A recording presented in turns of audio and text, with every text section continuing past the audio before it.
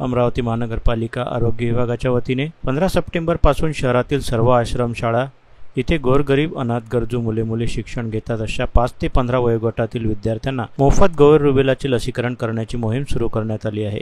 या मोहिमेमध्ये VMV मधील रामकृष्ण विद्यालय आश्रमशाळा येथील शालेय विद्यार्थ्यांना लसीकरण करण्यात आलं। ही मोहीम मनपा आयुक्त सौम्या शर्मा चांडक, अतिरिक्त आयुक्त शिल्पा नाईक, उपायुक्त मेघना वासनकर, वैद्यकीय आरोग्य अधिकारी डॉक्टर विशाल काळे यांच्या आदेशानुसार घेण्यात आली आहे। या लसीकरणचे संनियंत्रक पल्लवी भुसाटे यांनी आयोजन करून 350 विद्यार्थ्यांचे उद्दिष्ट पूर्ण केले। एकाच लसीकरणाने अतिसार, बहिरेपणा, अंधत्व, न्यूमोनिया, हृदयरोग, जन्मतः व्यंगत्व, आजाराची गुंतागुंत होऊ नये, गर्भवती महिलेला संसर्ग होऊन आजार होऊ नये यासाठी प्रतिबंधात्मक उपाय म्हणून लसीकरण केले जातं, असे साथरोग नियंत्रण अधिकारी डॉक्टर रुपेश खडसे यांनी सांगितले। तसेच लसीकरण संनियंत्रक पल्लवी भुसाटे यांनी सांगितले की 15 सप्टेंबर ते 30 सप्टेंबर पर्यंत जिथे जिथे आश्रमशाळा मदरस्यामध्ये 5 ते 15 वयोगटातील विद्यार्थी शिकत असतील त्यांना मोफत लसीकरण करून घ्यावं असं जाहीर आवाहन करण्यात आलं। तसेच सार्वजनिक आरोग्य विभागाच्या विद्या बारसे यांनी ज्या आश्रमशाळांना मदरसा यांना लसीकरण करायचे आहे त्यांना आरोग्य विभाग मनपा अमरावती येथे संपर्क साधावा। या मोहिमेत आश्रमशाळेच्या मुख्याध्यापिका, शहराचे साथरोग नियंत्रण अधिकारी डॉक्टर रुपेश खडसे,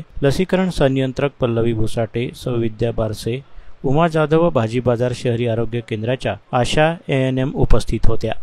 दिनांक 15 सप्टेंबर 2025 ते 30 सप्टेंबर 2025 या कालावधीत गोवर रुबेला लसीकरण मोहीम राबवण्यात येत आहे। त्या अनुषंगाने सर्व आश्रमशाळा, शासकीय, निमशासकीय, मदरसा यामध्ये ही मोहीम राबवण्यात येत आहे। यामध्ये 5 ते 15 वर्ष वयोगटातील सर्व मुला-मुलींना लसीकरण करण्यात येत आहे।